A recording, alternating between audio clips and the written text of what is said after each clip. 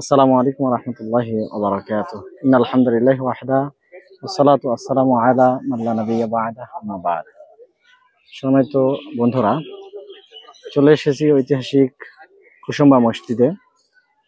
যে মসজিদটা হাজারো বছর, শত বছরের অধিক কাল ধরে মাথা উঁচু করে দাঁড়িয়ে আছে মান্দায়।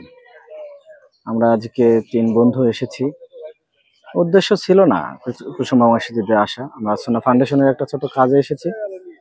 মনে করলাম আসরের সময় হয়ে গেছে, একটু সালাদ আদায় করি আর ঐতিহাসিক সেই স্থান একটু পরিদর্শন করি আর ছোট্ট একটা ভিডিও করে রাখি আমার বন্ধুদের জন্য, তাই আসার। আলহামদুলিল্লাহ, অসংখ্য দর্শনার্থীর ভিড় সর্বদাই। অবশ্যই সালাদ আদায় করলাম, আলহামদুলিল্লাহ। কত মানুষ আসতেছে।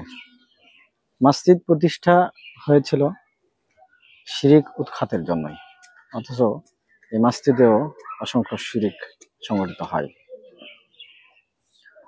যেমন অনেক মানুষ জুমার দিন মোরগ নিয়ে, খাসি নিয়ে এখানে চলে আসে।